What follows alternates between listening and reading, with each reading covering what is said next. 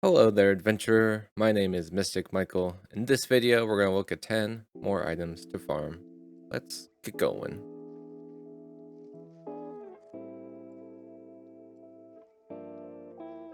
Hello! So this video, we're looking at time-consuming level of hard.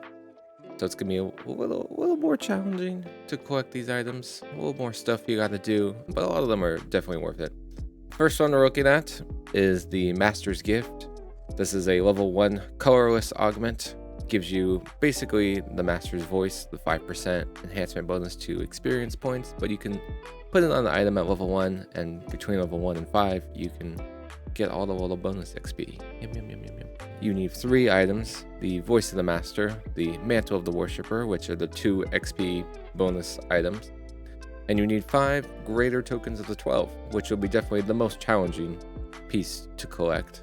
Easy raids to do it in, of course, are Vault of Night and Zawabi's Revenge. Those are great raids to do it, to collect greater tokens of the 12. Otherwise, Voice of the Master you can find in the Dolores Adventure Pack and the Mantle of the Worshipper, which isn't run a lot as the Threnal Adventure Pack, but you can definitely solo it at some point and collect yours that you need to. Great augment to get. Put it on level 1, speed through your level 1 through 5s, and then just keep it on forever and ever. The next item number 2, we're looking at the Royal Guard Mask. Fan favorite item. This is basically a 1-charge teleport quickie just to get around the public areas much faster. This drops in the Bring Me the Head of Golgothan. This is the Restless Isles Adventure Pack, a quest that is never run unless you're going for this item, or if you're just flagging for the Titan raid for fun. So it is a hard quest to do at level range, but of course you can be level 20, level 32 and farm for this item. It is a hard drop and you have to complete the whole quest, and it's not a terrible quest, but it could be a little difficult if you don't know what you're up to. So definitely look at the DDO wiki for this quest. Item number 3, an item I really didn't know much about. While you're in Bring Me the Head of Golgothan to try to get your Royal Guard Mask, you can also possibly see this. This is the Staff of the Seer, and I put this on the list because it is a 1-charge true seeing quickie. So this could be very useful for melee builds that don't want to put true seeing on an item. It could be pretty useful. So yeah, that's why I put it on here for item number 3. Item number 4, this is the famous Ring of Spell Storing. You can find this in the Sands Adventure area. This is super awesome now because you don't have to find the Ring of Spell Storing in the adventure area. You can keep killing rares, keep collecting the antique bronze tokens, and once you have 625 of these, you can go into the public area for Sands, talk to Messi Macampe, and you can trade for Ring of Spell Storing, because ultimately what you want is the epic Ring of Spell Storing. That's right, at level 20, if you upgrade your Ring of Spell Storing with some of the epic Sands craftables, which I can't tell you exactly what they're at the moment, but the Sands craftables, the epic pieces, this upgrades into the epic Ring of Spell Storing, 3 charges of a major mnemonic potion, which is 105 to 600 spell points. Super duper useful for the epics during raids, and you eventually, if you wanted to, you could upgrade this to the legendary Ring of Spell Storing, which gives you 5 charges instead of 3, but then you'd have to, it's a minimum level 30 item. So I think the epic is a good balance of, like, you can use it at level 20. Note that this is an exclusive item. You can only have 1 at a time for the most part. Item number 5, sort of, is an upgraded mount. Now, one of the easier ways you can do this is to collect an enchanted horseshoe. This is in the epic Keep on the Borderlands adventure pack, adventure area. Drops in quests. It says it has a drop rate of about 5 to 10%. So it's a little bit more challenging than collecting just your basic named item on like elite difficulty. A little more rare. Upgrading your mount from 80% with the basic mount to 100% with the fast mount.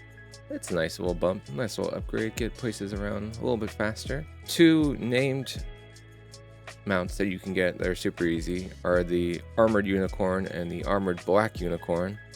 These drop specifically in the Dryad and the Demigod raid over in the Feywild. But a lot of people have these mounts, so like people will pass these along, and they look pretty great. I like them. I like rocking the black unicorn mount. So yeah. Item number 6.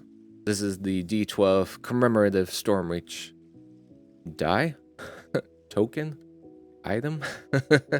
Basically, it's a little item that when you activate it, you teleport to the marketplace. It's just great after you leave quests, or like you're done with the party, you're done with a chain, you're like, I'm done for the day. Let's go back to the marketplace. Easy teleport, only has a 60-second cooldown. You can find this in the anniversary party. It's 100 tokens, which, you know, is a bit, but the anniversary party comes around every February, so it's a great item to snag during that time. Number 7, another event-focused item. This is the Hood of Unrest. You collect this during the night revels during October for the most part.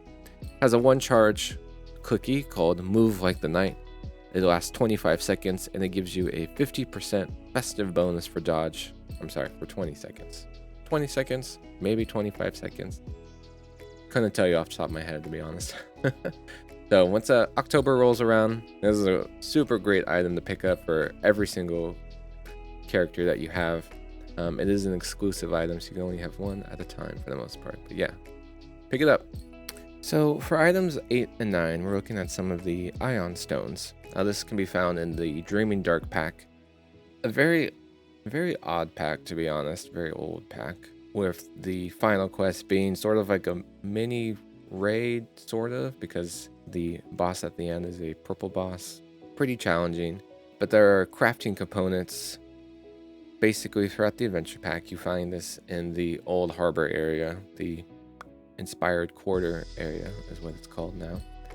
Basically, we're looking for the Pale Lavender Ioun Stone, which eventually, once you upgrade it all, which I'll talk about in a second, at level 5, this is an exclusive item, but you get 50 charges of spell absorption. Super awesome for Famine Reapers. It's great throughout the entire rest of your leveling experience, you know, against beholders, against spell slingers, pretty awesome ones. And then basically you need to find the base version first. This is the suppressed Pale Lavender Ioun Stone, the level 2 version. It is almost a guarantee as an end reward when you finish the Dreaming Dark saga. So that's the easiest way to do it. I think after every 3rd completion, it guarantees a single random Ioun Stone on the list, and I think there's at least 5, if I remember correctly. So we're looking at 2 of them specifically. So you're looking for the Pale Lavender Ioun Stone as item number 8, or the Vibrant Purple Ioun Stone as item number 9. If you see one of the 2 on the end reward list for the Dreaming Dark saga, definitely want to pick it up. For the Vibrant Purple Ioun Stone as item number 9, you can upgrade it. So at level 5, you can get the Archmagi enhancement. Gives you 200 bonus spell points, and then some bonus spell points if you're a sorcerer favorite soul. So big boost to spell points at level 5.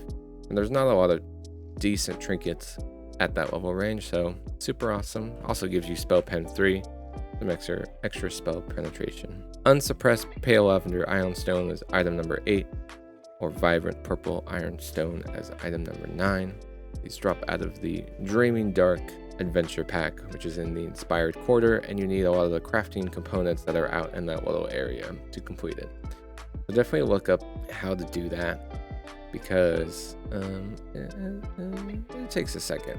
Is the suppressed power. If you go to the DDO wiki, you can look at Dreamforge, the suppressed power, and you need all these essences to make one of these crystal discs of dreams, and they all come out of that quest. So it is definitely a little time consuming, but honestly worth it if you're doing a lot of past lives and stuff like that. The final item number 10, is an item I didn't know really about at all until maybe a couple months ago. This is the Twisted Talisman. It comes out of The Last Stand, which is in the Red Fens adventure pack. This is a level 7 item.